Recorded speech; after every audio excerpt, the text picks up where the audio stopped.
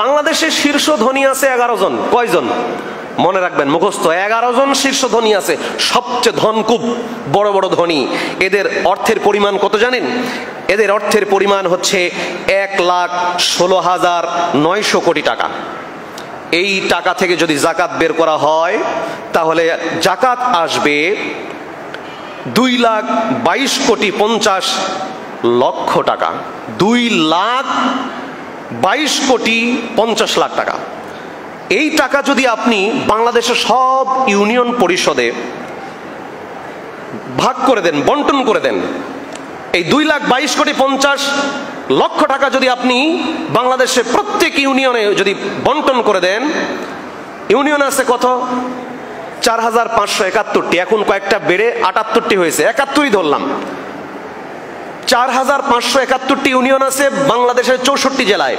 প্রত্যেকটি ইউনিয়নের উপরে এই টাকা যদি বন্টন করে দেন, এই 11 ধনীর, শুধু 11 জন ধনীর জাকাতের টাকা, তাহলে এক একটা ইউনিয়ন পাবে 43,95,59,195 টাকা।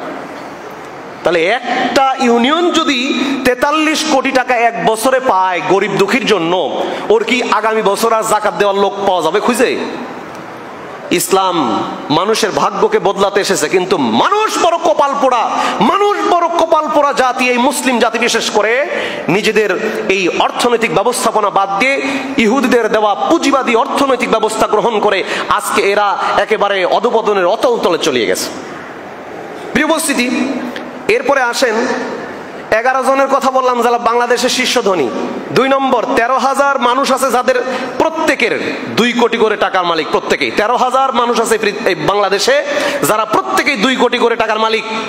গড়ে এই 2 কোটি করে টাকার মালিক, এদের মোট টাকা আপনার যদি জাকাত বের করা হয় তাহলে 29,25,000 কোটি টাকা জাকাত আসে। এই 29,25,000 কোটি টাকা যদি জাকাত আপনি 4,571টি ইউনিয়নে ভাগ করে দেন, তাহলে এক একটি ইউনিয়ন পায় 15,99,00,000 টাকা। চিন্তা করেন, আমরা যারা সলিমদ্দি কলিমদ্দি আছি, আমাদের জাকাতের হিসাব বাদ দিলাম, শুধুমাত্র বাংলাদেশের 11 জন শীর্ষ ধনী আর 13,000 যে আছে প্রত্যেকে 2 কোটি করে মালিক আছে, মানে প্রত্যেকে 2 কোটি করে টাকার মালিক আছে। এই 13,000 লোকের আর ওই 11 শীর্ষ ধনী, এদের জাকাত যদি আদায় করা হয় তাহলে প্রত্যেক বছর যে জাকাত আসে, এই জাকাতের অ্যামাউন্ট হবে, প্রত্যেকটা ইউনিয়ন পাবে প্রায় 60 কোটি করে টাকা পাবে প্রত্যেকটা ইউনিয়ন। এক বছরে যদি কোনো ইউনিয়নে 60 কোটি টাকা বরাদ্দ করা হয় গরিব দুঃখীর জন্য, মসজিদের সামনে ফকির ভিক্ষুক খুঁজে পাওয়া যাবে না, বাজার ঘাটে ফকির ভিক্ষুকের আনাগোনা থাকবে না, বাস স্ট্যান্ড, পাবলিক প্লেস, বিভিন্ন জায়গাতে ফকির ভিক্ষুকরা বিরক্ত করবে না। এই ফর্মুলা ইসলামী অর্থনীতি ইসলাম দিয়েছে। কপালপোড়া জাতি মুসলিমরা এই অর্থনীতিকে মানতে পারেনি, যে কারণেই তারা আজকে মানুষের কাছে ভিক্ষা করতে হয়, অন্য দেশের কাছে হাত পেতে চেয়ে ঋণ করে দেশ চালাতে হয়। এটা আমাদের কপাল পোড়া। অতএব আমরা যদি এই অর্থনৈতিক ব্যবস্থাকে গুরুত্ব দিয়ে মানতে পারতাম, তাহলে 41 সাল লাগবে না দেশকে উন্নত করতে, 20-22 বছর লাগে না, 5 বছর লাগে না, 1 বছরের ভিতরে এই দেশের গরিব দুঃখী মানুষগুলো আঙ্গুল ফুলে কলা গাছ হয়ে যাবে, হঠাৎ ধনী হয়ে যাবে।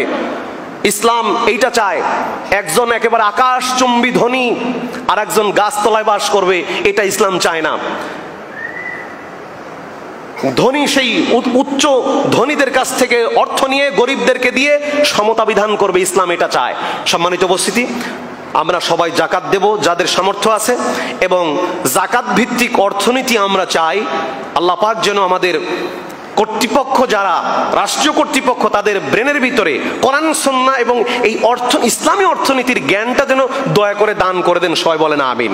যদি এই জ্ঞানটা নেয় এবং ইসলামী অর্থনীতি চালু করে দেয়, এই দেশ এনজিও লাগবে না, ফেনজিও লাগবে না, কোনো সুদ ভিত্তিক প্রতিষ্ঠান লাগবে না, সবাই স্বয়ংসম্পন্ন।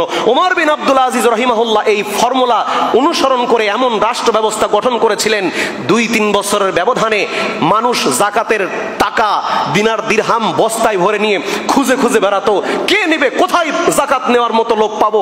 মানুষ ঘুরে ঘুরে 1 সপ্তাহ ঘুরে জাকাত দেওয়ার লোক খুঁজে পায়নি, এমন ইতিহাসও আছে। সুবহানাল্লাহ।